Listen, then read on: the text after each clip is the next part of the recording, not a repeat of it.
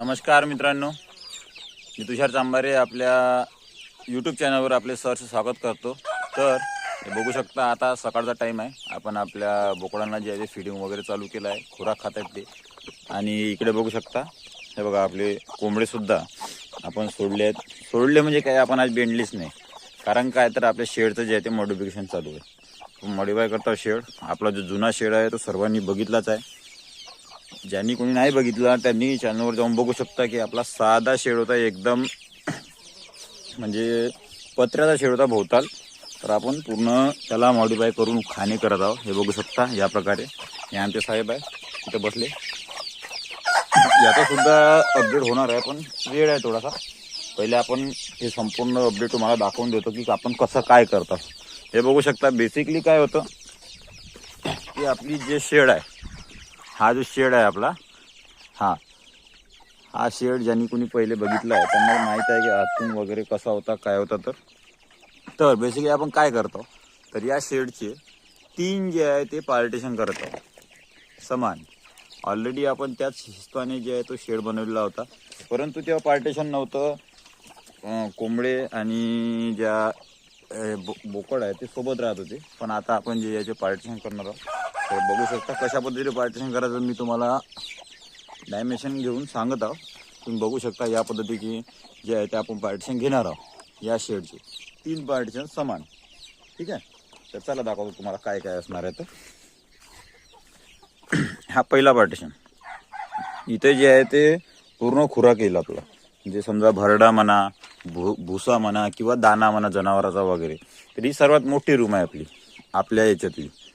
इथून जे या साईडने आपण फुल पॅक केली आहे, याचं कारण या साईडने जे आहे ते पाणी कुठूनही आलं नाही पाहिजे, कारण इथे भरडा सुका वगैरे असते। तर तो जर खराब झाला तर आपण जनावरांना काय चारणार। त्या कारणाने आपण हे जी दिवाल आहे फुल चालवून घेतली आहे, जेणेकरून पाणी येणार नाही। आणि इकडून जे आहे, इकडून वरणी असते आणि त्या साईडने सुद्धा वरणी आहे। व्हेंटिलेशनसाठी आपण दोन्ही साईडनं हे ठेवलं आहे। हे बघा इथं पार्टिशन घेतलं एवढं, इथून जी आपली फुल जाडी येणार म्हणजे व्हेंटिलेशनसाठीच। इथं हा जो मधला कप्पा आहे, हा मधल्या कप्प्याला सुद्धा बघा सेपरेट गेट आहे, याला सुद्धा सेपरेट गेट आहे। तर इथं मधल्या कप्प्यामध्ये आपण जे आहे ते प्लॅनिंग करत आहोत की जे आपल्या हे बघा ज्या आपल्या शेव बसल्या ज्या कोंबड्या आहेत, या कोंबड्यांसाठी स्पेशली जे आहे तो या कप्पा ठेवायचा म्हणतो आपण। कारण एकदा कोंबडी शेव बसली की कोंबड्याजवळ जात नाही, तिला एकटंपणा पाहिजे। त्या कारणासाठी आपण इथे एक करणार आहोत, इथे ड्रिंकर आणि फीडर ठेवून आपण इथं जे आहे ते संपूर्ण गोल पद्धतीमध्ये कोंबड्याचा सेटअप लावणार आहोत। व आपले जे बोकड आहेत ते रात्री जे आहे ते बोकड आरामात इथे बसू शकतील, कारण भरपूर मोठी रूम आहे। त्या कारणाने ते बोकड खाली राहतील आणि जे कोंबड्या आहेत त्या कोंबड्या संपूर्ण जे आहे ते आपण असे पिपे लावून इथे ठेवू शकतो। आणि हा झाला तिसरा कप्पा। तर तुम्हाला भाऊ इथे गेट नाही दिसत आहे, तर गेट जे आहे तो या साईडने बघा। तर याचं कारण काय, तर मी मागच्या व्हिडिओमध्ये तुम्हाला म्हटलं होतं की समोर आपण जे आहे ते आपली प्लॅनिंग जे आहे ते वाढवणार आहोत। की इथे जे समोर तुम्हाला दिसत आहे ते सर्व जागा आपण कोंबड्यासाठी जे आहे ते ठेवणार आहोत। तर इथे जे आहे समोर प्लॅनिंग करून आपण जे आहे ते वाढवणार आहोत। त्या कारणाने आपण इथून जे आहे तो गेट ठेवलेला आहे या हिसपाने।